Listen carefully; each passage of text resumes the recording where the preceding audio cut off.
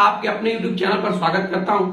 आपके अपने इस YouTube चैनल पर इस समय रिएक्टर की स्टोरी चल रही है। रिएक्टर की स्टोरी में आपने देखा based on reaction on the basis of MOC के आधार पर रिएक्टर कितने प्रकार का होता है। उसी श्रृंखला में आज एक कदम और आगे हम बढ़ेंगे और देखेंगे 3 टाइप के रिएक्टर, मोनल, carbon and PFN PTFP type reactor. तो चलिए बिना लेट किए हुए शुरू करते हैं। आपको बता दें अगर आप इस चैनल पर नए हैं तो यह चैनल केमिकल इंजीनियरिंग से कोरिलेट करता है और उस पर ढेर सारी वीडियो केमिकल से रिलेटेड आती रहती है। अभी फिलहाल में रिएक्टर से चल रही है। तो चलिए बिना लेट किए शुरू करते हैं। और यह चैनल आपको जिस टॉपिक के बारे में वीडियो बनाता है उसी टॉपिक में डिस्क्रिप्शन में इसका नोट्स भी देता है।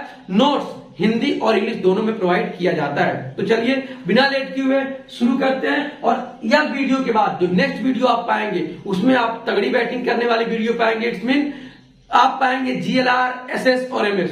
तो उसके लिए भी कमर कस लीजिएगा। ये मैं आपको कोरिलेट कर रहा था, ओवरव्यू रिव्यू ले रहा था ताकि आप अपने आप को, अगर आप इंटरव्यू में बैठते हैं, देखिए आपसे जब एमओसी की बात होती है तो वहां पे जितने सारे मैंने रिएक्टर बताया, 10 से 11 टाइप के रिएक्टर बताया आपको, तो आप अगर वो सारे रिएक्टर बताते हो तो आपके पास एक प्लस पॉइंट रहता है एक इंटरव्यूअर के सामने कि आप एक एक्स्ट्रा नॉलेज लेके उसके पास बैठे हो। आप एमएस जीएलआर से बता दोगे तो नो डाउट तब भी आपका प्लस पॉइंट है। बट अगर ये सारे रिएक्टर आप बताते हो इट्स मीन आपके पास एक्स्ट्रा नॉलेज है। तो इसीलिए मैंने आपको सारा फिगर बताया। वो सारी वीडियो के माध्यम से मैंने सेपरेट वीडियो में आपको नॉलेज दी। तो चलिए आज उसी में ये तीनों भी रिएक्टर की बात करते हैं और नेक्स्ट में चर्चा करेंगे बहुत ही तगड़े वीडियो के साथ। और उसके लिए इतने सारे एक्साइटेड मैं खुद हूं, मुझे नहीं बता सकता, मुझे ये नहीं पता लग रहा है कि आप कितने एक्साइटेड होंगे, लेकिन मैं तो बहुत एक्साइटेड हूं क्योंकि वो सारी वीडियो, वो टॉपिक जब बताने में जो मजा आएगा ना, मतलब पूछिए नहीं। चलिए शुरू करते हैं। मोनल टाइप रिएक्टर क्या होता है? मोनल टाइप रिएक्टर चूंकि रिएक्टर है तो जाहिर सी बात है केमिकल इंडस्ट्री में इसका यूज होगा। रिएक्टर से ही बात मालूम चल गया, ठीक है। थोड़ा चर्चा कर ले इसमें मोनल टाइप रिएक्टर होता क्या है।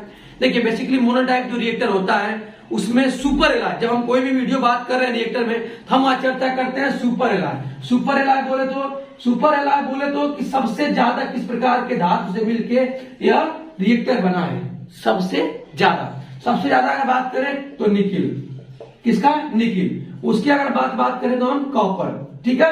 ये 2 एलॉय हो तो सुपर एलॉय है। बाकी अगर और भी एलॉय है, बाकी अगर हम बात करें एलॉय की, इसमें आप आयरन भी पाओगे, मैग्नीशियम भी पाओगे, सिलिकॉन भी पाओगे एंड कार्बन भी पाओगे। ये सारे एलॉय होते हैं, लेकिन ये आप पाओगे ये 55 से 60% कंटेंट यही 2 एलॉय अपने पास रख लेते हैं। आई बात, आपने ये समझ गए कि क्या मोनल टाइप रिएक्टर किस टाइप के एलॉय इसमें मिले होते हैं। उसमें बेसिकली जो सुपर एलॉय होते हैं वो निकिल एंड कॉपर होते हैं। उसके बाद अगर बात करें तो आयरन, मैग्नीशियम, सिलिकॉन और कार्बन टाइप के एलॉय से मिलके बना हुआ रिएक्टर होता है, ठीक है। आपने ये देखा। अब थोड़ा सा चर्चा हम करें इसकी एप्लीकेशन या इसकी एडवांटेज की बात। मोनल टाइप रिएक्टर जो होता है वो बेसिकली किसके लिए यूज किया जाता है? Corrosive material. किसके लिए?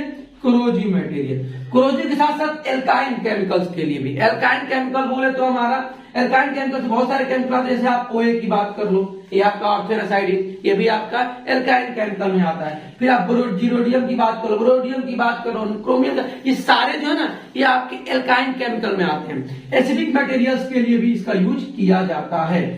तो आपने क्या देखा? मोनल टाइप रिएक्टर में किस टाइप का केमिकल आप करा सकते हैं? कोरोजिव। दूसरा आपने क्या देखा? Alkyne chemical. जितने सारे केमिकल होंगे बेसिकली एल्काइन केमिकल आप जो देखोगे ना वो पानी के साथ थोड़ा डिजॉल्व हो सकते हैं, वो एल्काइन केमिकल में आ जाएंगे।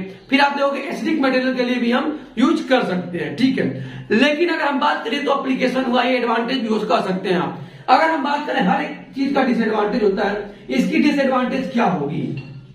मोनल टाइप रिएक्टर की डिसएडवांटेज क्या होगी? इसमें कुछ एक्सेप्शनल केस हो गया है। एक्सेप्शनल केस बोले तो कुछ जगह पे मोनल टाइप रिएक्टर का यूज हम नहीं करते हैं। जैसे सबसे पहले अगर हम बात करें नाइट्रिक ऑक्साइड, NO, यहां पे आप यूज नहीं करेंगे क्योंकि ये रिएक्टर की स्ट्रेंथ को कम कर देगा। साथ ही साथ बात करें HNO3, ये क्या होता है? नाइट्रिक एसिड, ये भी इस रिएक्टर की स्ट्रेंथ को कम कर देगा। तीसरी बात करें HClO, हाइपोक्लोराइड, ये भी इस रिएक्टर की स्ट्रेंथ को कम कर देगा। और साथ में लास्ट में सल्फर डाइऑक्साइड, SO2। ये बेसिकली 3 से 4 गिने चुने केमिकल है। मैंने बोला ना कुछ एक्सेप्शनल केस है, किसके साथ? मोनल टाइप के साथ। और साथ ही साथ अगर बात करें साल्ट, सी वाटर, यानी समुद्र का पानी, यानी खारा पानी, ये सारे केमिकल्स आप इस रिएक्टर में नहीं रिएक्शन करा सकते क्योंकि यह सारे केमिकल मोनल टाइप रिएक्टर की स्ट्रेंथ को वीक कर देता है। आई बात समझ में। हाँ, इसके बाद जितने सारे एसिडिक मटेरियल आप लाओ, कोरोजिव मटेरियल लाओ, वो इस रिएक्टर को कैरी कर लेगा। इस रिएक्टर में वो रिएक्शन आसानी से हो जाएगा। लेकिन बेसिकली जो 4 केमिकल्स के मैंने नाम लिया, 4 या 5, वो इस रिएक्टर में रिएक्शन आप नहीं करा सकते। आई बात समझ में। अब बात करें इसका यूजेज कहां होता है। अब देखिए, आप देख रहे हैं इतने सारे तगड़े एलॉय मिल रहे हैं, nickel, copper, iron, magnesium, silicon, carbon. तो इसका यूज कहां होता है? बेसिकली केमिकल इंडस्ट्री तो आप समझ गए। केमिकल इंडस्ट्री में देखिए सर, इतनी जब आप तगड़े एलॉय मिलाओगे तो छोटी मोटी इंडस्ट्रियां इसको हायर नहीं कर पाती हैं, क्योंकि सारे 40-50 लाख से ऊपर के आते हैं। ठीक है, इतने में उनके 2 महीने के एम्प्लॉय, 2 से 3 महीने के उनकी कंपनी के एम्प्लॉय की सैलरी हो जाएगी। आई बात समझ। तो ये जो हायर करती हैं वो रिफाइनरी कंपनी, क्या रिफाइनरी कर सकती है, आदित्य बिरला जैसी कंपनी हायर कर सकती है, या फिर आप फार्मास्यूटिकल इंडस्ट्री, जो बड़ी बड़ी इंडस्ट्रियां हैं वो हायर करती हैं। आई बात समझ में। मैं बिल्कुल अंदर की बात आपको बता रहा हूं, समझिए। आप बेसिकली देखोगे कोई बोल देगा पेट्रोकेमिकल इंडस्ट्री में, फिर रिफाइनरी इंडस्ट्री में, लेकिन क्यों नहीं यूज करते? इससे कम स्तर में भी, कम रिएक्टर में भी आ जाए, कम पैसे में भी छोटा रिएक्टर आ जाएगा जहां पे यूज कर सकते हैं। लेकिन बात अगर हम जब सेपरेट वीडियो में कर रहे हैं तो हम डीपली बात करेंगे क्यों इसका यूज करते हैं। स्ट्रेंथ जहां पे प्योर अगर बात करें तो हम अगर मोनोटाइप रिएक्टर का यूज करेंगे, लेकिन वहां पे कास्ट बहुत ज्यादा हो जाएगा। आई बात समझ में। तो इसका कास्ट क्या होता है? हाई होता है। आई बात समझ में। डिसएडवांटेज आपने देखा, कहां यूज नहीं कर सकते। आपने इसका देखा, कास्ट थोड़ा इसका हाई होता है, ये एक प्रकार डिसएडवांटेज में आप पकड़ सकते हैं। याद है मोनोटाइप रिएक्टर जो मैं बात कर रहा हूं, ये आप देखोगे इसका जो टेम्परेचर होगा ना, टेम्परेचर मिनिमम टेम्परेचर जो होगा वो 647 डिग्री सेल्सियस से शुरू होता है। मतलब इतने कम, जितना कि जीएलआर का आधा।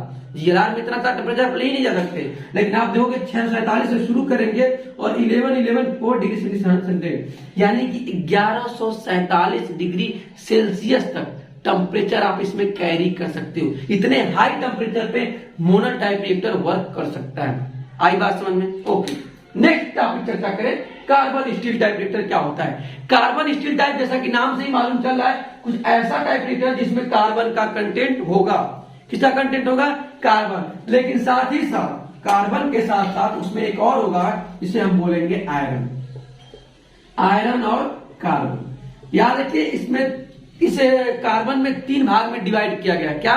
एक लो, एक मीडियम, एक हाई। जो low carbon steel type reactor होगा उसमें जो कार्बन की कंसेंट्रेशन होगी वो आपकी होगी 0.25। मीडियम की बात आएंगे तो 0.25 से 0.75, और हाई में जाएंगे तो 0.75 से लेके 1.25 तक कार्बन की कंसेंट्रेशन उसमें रहेगी। किसमें? कार्बन स्टील टाइप रिएक्टर में। तो मालूम चला किसमें किस कौन कौन सा एलॉय होता है कार्बन में? सुपर एलॉय बात किया मैंने, कार्बन और आपका आयरन। बाकी सब भी होती है, मैग्नीशियम भी होता है, याद रखिए, और मैग्नीशियम हो जाएगा, निकेल भी होगा, लेकिन ये बहुत माइनर में रहेंगे। क्या होंगे? बहुत माइनर में होंगे।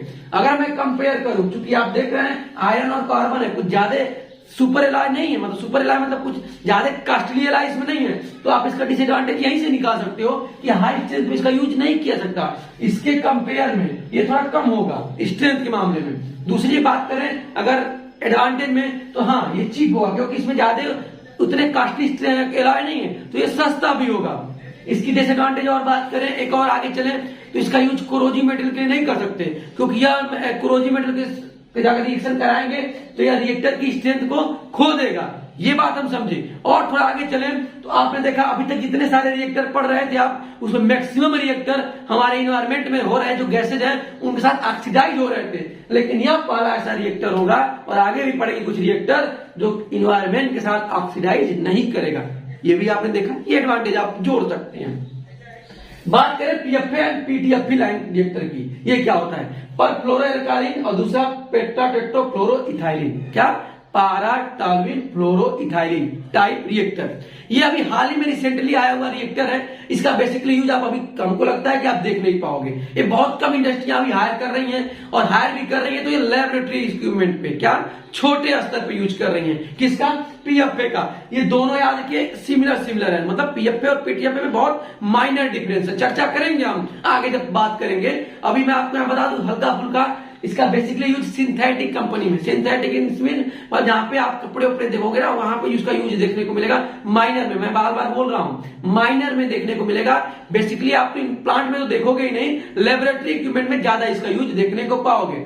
हाई टेम्परेचर लो टेम्परेचर दोनों पे ये बहुत आसानी से हो जाता है। हाई कॉस्टली होता है, क्या बोल रहा हूं, हाई कॉस्टली होता है, इसीलिए इसका यूज अभी लेबोरेटरी स्तर पे चल रहा है। कई कई रिएक्टर में आप इसकी लाइनिंग या थोड़ा सा स्तर पे आप अगर देखोगे जैकेट वाकेट में देख सकते हो। किसका, PFA and PTFE type reactor का। आई बात समझ में। हमने क्या पढ़ा, Monal type reactor, carbon stick type reactor और तीसरा PFA and PTFE type reactor. हमें नहीं लगता है कुछ छूटा। कमर कस लीजिए अगली वीडियो के लिए, क्योंकि अगला वीडियो बहुत ही इंपॉर्टेंट है आपके लिए। अभी तक अगर आपने ये सारी वीडियो नहीं देखी, मैं कहता हूं चलिए माफ किया। मैं क्या बोला, चलिए माफ किया, क्योंकि ये सारी वीडियो अगर आप पढ़ते हो तो आप एक्स्ट्रा ऑर्डिनरी हो जाते हो, लेकिन अगर ये पढ़ लेते हो गुरु तो आप प्रो ऑर्डिनरी हो जाते हो। याद रखिए, ये अगर नहीं है तो इसके बिना एक केमिकल इंजीनियर अधूरा है, या कोई भी केमिकल इंडस्ट्री में कर रहा बंदा अधूरा है। कौन से टॉपिक, अगले टॉपिक के लिए तो पकड़ लीजिए बैग और कस लीजिए कमर। मिलते हैं अगले वीडियो में, किसके साथ, MS, GLR और SS के साथ। तब तक के लिए बने रहिए और देखते रहिए आपका अपना AD chemical point. Thank you friends watching my this.